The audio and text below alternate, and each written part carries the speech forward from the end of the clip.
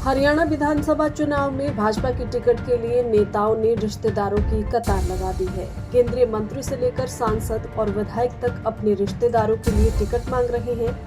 हालांकि कई नेताओं के आड़े भाजपा की एक परिवार में 2 टिकट न देने की नीति आड़े आ रही है। मगर भाजपा सूत्रों की माने तो अगर कैंडिडेट जिताऊ हुआ तो हरियाणा में हैट्रिक के लिए नीति से परहेज भी किया जा सकता है।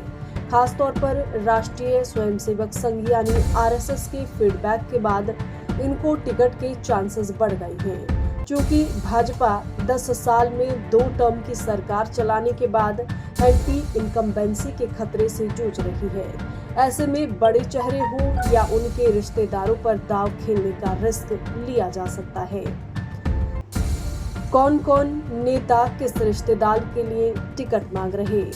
राव इंद्रजीत सिंह, आरती राव, कृष्णपाल गुर्जर, देवेंद्र चौधरी, सावित्री जिंदल, नवीन जिंदल, चौधरी धर्मवीर सिंह, मोहित चौधरी, कुलदीप बिश्नोई, भव्य बिश्नोई, किरण चौधरी, श्रुति चौधरी, ज्ञानचंद गुप्ता। रिश्तेदारों को टिकट दी तो घिरेगी भाजपा। पॉलिटिकल एक्सपर्ट्स की माने तो भाजपा भले ही सरकार में हो और तीसरी बार सरकार लाने की बात कर रही हो, लेकिन इससे उन्हें विरोधियों के सवालों के भी जवाब देने होंगे। भाजपा वंशवाद को लेकर अब तक चौटाला परिवार और भूपेंद्र हुड्डा को घेरती आई है।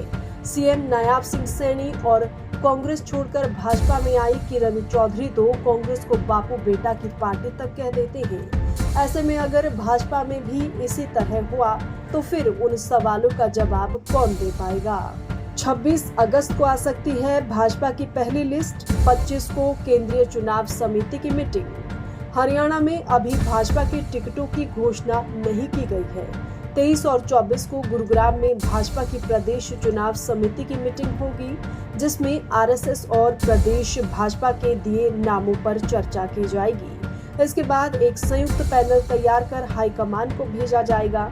25 अगस्त को दिल्ली में भाजपा की केंद्रीय चुनाव समिति की मीटिंग होगी। इसके बाद 26 अगस्त को उम्मीदवारों की पहली लिस्ट जारी की जाएगी। केंद्रीय चुनाव समिति की मीटिंग में प्रधानमंत्री नरेंद्र मोदी भी मौजूद रहेंगे। पहली लिस्ट में सेफ सीटों और मजबूत दावेदारों की लिस्ट की घोषणा हो सकती है।